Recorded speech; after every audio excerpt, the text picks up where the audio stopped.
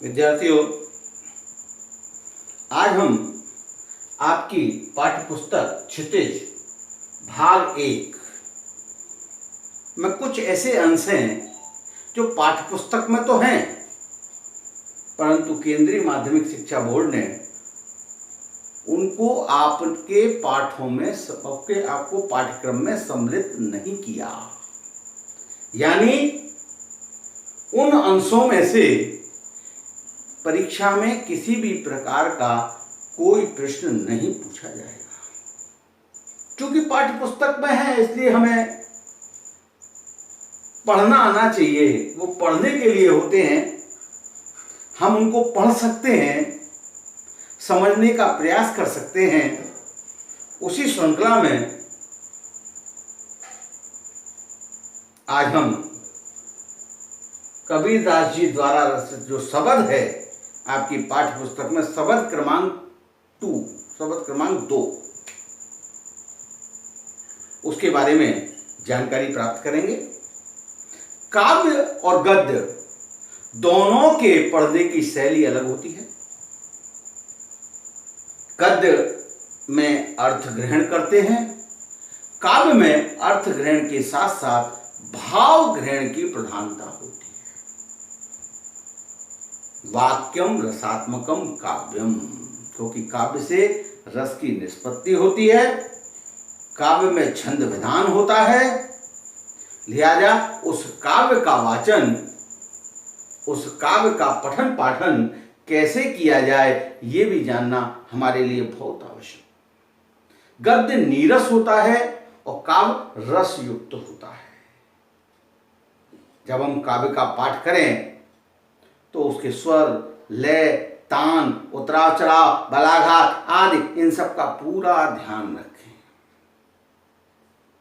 तब काव्य के पढ़ने से आनंद की अनुभूति होती है। तो ये पाठ है कबीरदास जी का पाठ है। कबीरदास जी, जैसा आप जानते हैं, भक्ति काल की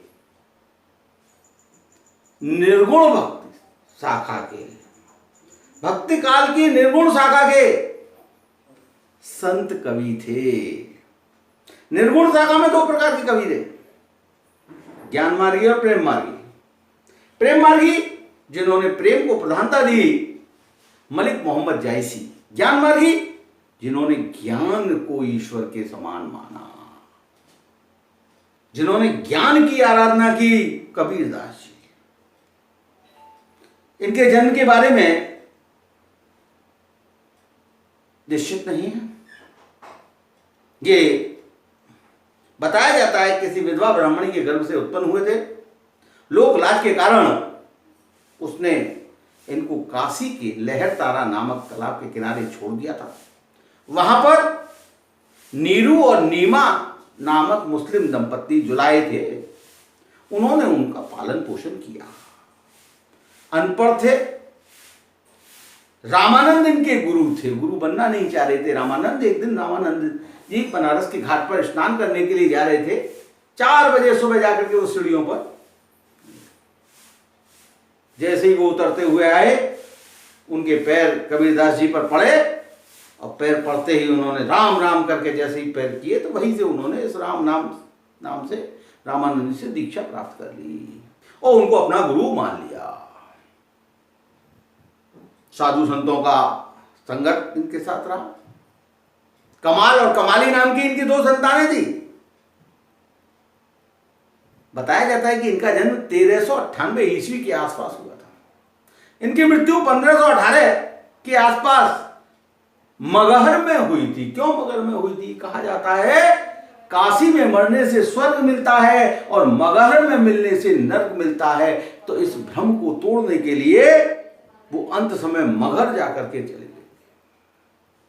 वहां उन्होंने इनकी साखी, सबद और रमेनी, सबद यानी शब्द, साखी यानी साक्षी जो गवाह है, शब्द यानी कि शब्द, ऐसे शब्द जो हमें प्रेरणा दे, जो हमारे लिए प्रेरणादायी बने, ऐसे शब्द। इनके पुत्र, इनकी रचनाओं का संग्रह बीजक नामक ग्रंथ से किया था, ग्रंथ में किया है, जिसमें साकी, शबद, रमैनी तीनों प्रकार की। देखिए अब आप देखते हैं शबद। शबद तो जो है बहुत ही प्रसिद्ध है, संतो आई ज्ञान की आंधी। इसका जो प्रतिपाद्य है, कहने का मतलब ये, कवि ये कहना चाहता है यहां पर कि जब ज्ञान की आंधी आती है तो सारे भ्रम यानी अज्ञान नष्ट हो जाते हैं, सारे डाउट्स क्लियर हो जाते हैं, क्योंकि ज्ञान आने से विवेक आता है। मोह माया तृष्णा दुविधा सारे विकार नष्ट हो जाते हैं और अंतर्मन प्रेम से भर जाता है। सर्वे भवन्तु सुखिनः, सर्वे सन्तु निरामया, सर्वे भद्राणि पश्यन्तु मा कश्चित् दुःख भाग् भवेत्। ये भावना उत्पन्न हो जाती है, वसुधैव कुटुम्बकम का भाव उत्पन्न हो जाता है। इसके परिणाम स्वरूप सभी प्रकार के अज्ञान नष्ट हो जाते हैं। ये कबीरदास जी ने इसके माध्यम से कहा है, तो सुनिए। संतो भाई आई ज्ञान की आंधी रे,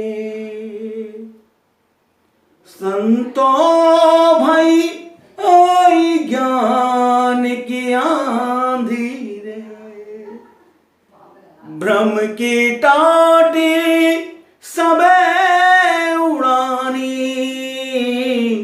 भ्रम की टाटी सबे उड़ानी, माया रहे न बांधी, संतो भाई आई ज्ञान की आंधी रे, हित चित की दे थूनी गिरानी, हित चित की दे थूनी गिरानी, मोह बलिंदा टूटा, तृष्णा छानी परी घर ऊपर, तृष्णा छानी परी घर ऊपर, कुबद का भांडा फूटा, संतो भाई आई ज्ञान की आंधी रे, जोग जुगत करी संतो बांधी, जोग जुगत करी संतो बांधी, निर्चूचू वे न पानी, कूट कपट काया का निकषा, कूट कूड़ कपट काया का निकषा, हर की गति जब जानी, आंधी पीछे जो जल बूढ़ा, आंधी पीछे जो जल बूढ़ा, प्रेम हरि जन भीना, कह कबीर भान के प्रगटे, कह कबीर भान के प्रगटे, उदित भया तम खीना, संतो भाई आई ज्ञान की आंधी रे, संतो भाई आई ज्ञान की आंधी रे। इस पद में कबीरदास जी ने ज्ञान की आंधी के आने के प्रभाव का वर्णन किया है। कहते हैं कि हे संतो, जब ज्ञान की आंधी आ गई है, अब ज्ञान की आंधी आ गई, संतो भाई आई ज्ञान की आंधी रे, हे संतो ज्ञान की आंधी आ गई है, यानी अब हमारे अंदर ज्ञान का संचार हो गया है। जब व्यक्ति के अंदर ज्ञान आ जाता है तो क्या हो जाता है? सारे भ्रम मिट जाते हैं। भ्रम की टाटी सबे उड़ानी, इस ज्ञान की तेज आंधी के कारण भ्रम की टाटी पूरी तरह से उड़ गई है। टाटी माने बांस का जो पर्दा बना हुआ होता है, छप्पर, पूरी तरह से उड़ गया है। अर्थात जैसे ही ज्ञान का प्रकाश हुआ, जैसे ही ज्ञान का प्रभाव हमारे अंदर आया, तो जो अज्ञान की जो छाया थी वो समाप्त हो गई है, वो अज्ञानता मिट गई है, सारा अज्ञान दूर हो गया है। माया रहना बांधी, उसको माया भी नहीं बांध पाई। मोह माया से भी हम उसको नहीं बांध पाए, क्योंकि ज्ञान का संचार हो गया। और जब ज्ञान का संचार हो जाता है तो व्यक्ति को वैराग उत्पन्न हो जाता है, मोह माया सब समाप्त हो जाती है।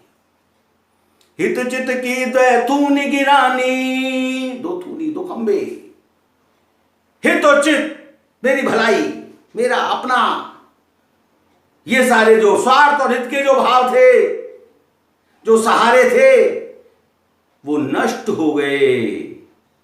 हित चित रूपी जो खंबे थे वो गिर गए, मोह रूपी बल्लियां टूट गई। मोह बलिंदा टूटा, मोह रूपी जो बल्लियां, ऊपर बल्लियां लग देते हैं छप्पर को साधने के लिए, वो बल्लियां टूट गई। सोट जिनको बोलते हैं वो टूट गई छप्पर। तृष्णा छाया परिघर ऊपर, और जो तृष्णा रूपी छाया उस घर के ऊपर पड़ी हुई थी, यानी तृष्णा रूपी जो छप्पर था वो गिर करके धरती पर जा गिरा। कुबुद्धि का भांडा फूटा, और जो कुबुद्धि थी, जो बुरी बुद्धि थी, वो नष्ट हो गई है। अर्थात ज्ञान, अज्ञानता का जो खोखलापन हमारे अंदर विराजमान था, वो खोखलापन समाप्त हो गया है। जोग जुगत करी संतो बांधी, किसी प्रकार से जोड़ तोड़ करके, प्रयास करके, संतो मैंने उसको बांध रखा था, मैंने उसको संभाल रखा था। तरह तरह के जोड़ तोड़ करके, युक्तियों के साथ उस छप्पर का निर्माण करवा रखा था। यह निर्माण इतना अद्भुत है कि निर्चू चूवे न पानी, उसमें से एक बूंद पानी नहीं चूता था, इतना मजबूत योग। योग साधना पर यहां जोर दिया है, योग और युक्तियों से छप्पर का निर्माण, वो इतना मजबूत था है जिसमें एक बूंद पानी भी नीचे नहीं चुका। जोग जुगत करी संतो बांधी, निर्जू चूवे न पानी। कूड़ कपट काया का शरीर का जितना भी मन में कपट था, कूड़ा करकट था, कचरा रूपी जो कपट था, वो सब निकल गया। किसके आने से? ज्ञान के आने से। ज्ञान, और जब ज्ञान आया तो क्या हुआ? हरि की गति जब जानी, तो हरि के वास्तविक स्वरूप को पहचाना, ईश्वर के वास्तविक स्वरूप को जाना, जिसके जानने से हमारे अंदर का जो भी कूड़ा, कपट रूपी कूड़ा था, वो सब बाहर निकल गया। ऐसी ज्ञान की आंधी, जब ज्ञान की आंधी आ गई, और उस ज्ञान की आंधी का सहारा लेकर के जो हमने नया आवरण तैयार किया, जो हमने नया छप्पर तैयार किया, वो ऐसा था कि उसमें से एक बूंद पानी भी नहीं गिरता था। कपट रूपी कूड़ा निकल करके बाहर हो गया था, और हरि के वास्तविक स्वरूप को हम पहचान गए थे, ईश्वर के वास्तविक स्वरूप को हम जान गए थे। कहने का तात्पर्य है कि मन के सारे विकार दूर हो गए। आंधी पाछे जो जल बूढ़ा, आंधी के बाद जो ज्ञान रूपी जल की वर्षा हुई, भक्ति रूपी जल की जो वर्षा हुई, उस प्रेम वर्षा से ईश्वरी ज्ञान को पहचानने वाले, ईश्वर को जानने वाले, ईश्वर की आराधना करने वाले भक्त उस भक्ति में लीन हो गए, उस प्रेम रूपी जल में सरोबार हो गए। कहे कबीर बान के प्रगटे उदित भयातम हीना। वही स्थिति हो गई। कबीरदास जी कहते हैं कि जैसे सूर्य के उदय होते ही सारा अंधकार नष्ट हो जाता है, उसी प्रकार ज्ञान का संचार होते ही मनुष्य के अंदर का सारा अहंकार, सारा अंधकार, सारी अज्ञानता नष्ट हो गई, समाप्त हो गई और चारों ओर ज्ञान का प्रकाश हो गया। तो कबीरदास जी ने इस शब्द के माध्यम से ज्ञान की महत्व को प्रतिपादित किया है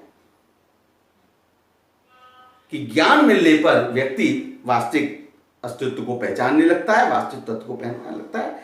बस आज इतना ही। ये सिर्फ आपके पढ़ने के लिए ही शब्द था, जिसको कि आप पढ़ेंगे पाठ्य पुस्तक में से। इस शब्द को लेकर के बड़े ध्यान से पढ़ने का प्रयास करेंगे, इनके एक एक शब्दों को समझने का प्रयास करेंगे। बस आज इतना ही। Thank you very much. आपका दिन शुभ एंड मंगलमय।